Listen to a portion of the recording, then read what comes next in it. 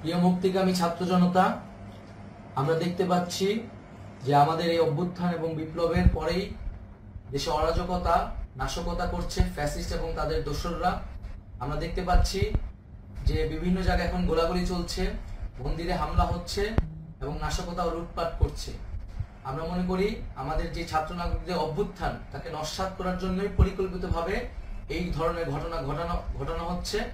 আমরা মুক্তিকামী ছাত্র জনতাকে সজাগ এবং সতর্ক থাকতে আহ্বান জানাচ্ছি এবং আমাদের যে অন্তর্বর্তীকালীন সরকার, আমরা সেই সরকারের যে প্রস্তাবনা 24 ঘন্টার সময় নিয়েছিলাম, জরুরি পরিস্থিতি মোতাবেক আমরা এখনই তার একটি রূপরেখা ঘোষণা করছি।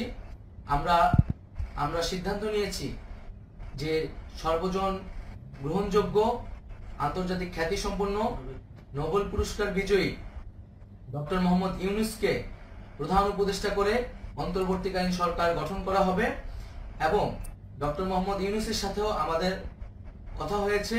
তিনি ছাত্র জনতার আহ্বানে বাংলাদেশকে রক্ষা করতে এই গুরুদায়িত্ব নিতে সম্মত হয়েছে।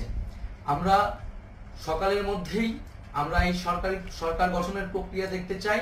রাষ্ট্রপতির কাছে আহ্বান থাকবে যে দ্রুত সময়ের মধ্যে ডক্টর মোহাম্মদ ইউনূসকে প্রধান উপদেষ্টা করে অন্তর্বর্তীকালীন সরকার গঠন করা হোক এবং এই অন্তর্বর্তীকালীন সরকারের বাকি সদস্যদের নামও আমরা সকালের মধ্যে ঘোষণা করব।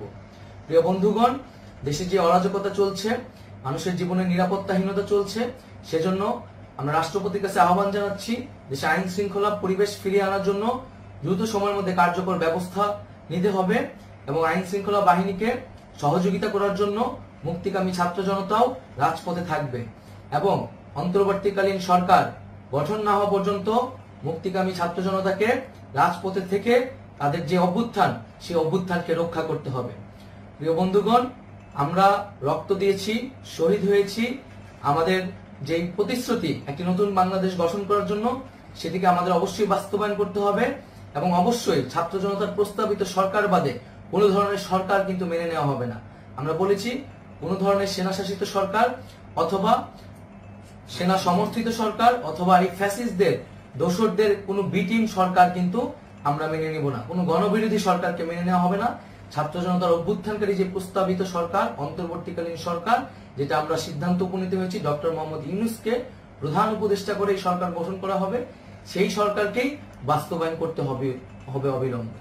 আগামীকাল সকাল থেকে সকলকে আহ্বান জানাচ্ছি রাজপথে থাকার জন্য এবং আমাদের যে সাম্প্রদায়িক সম্প্রীতি এবং রাষ্ট্রীয় সম্পদ রক্ষা কমিটির ঘোষণা হয়েছে বৈষম্যবিরোধী ছাত্র আন্দোলনের নেতৃত্বে, সকল পাড়ায় পাড়ায় এলাকায় এলাকায় সেই কমিটি পাহারায় থাকবে। আমাদের সংখ্যালঘু কমিউনিটিকে আমাদের রক্ষা করতে হবে, রাষ্ট্রীয় সম্পদ এবং এই দেশকে রক্ষা করতে হবে আমাদের।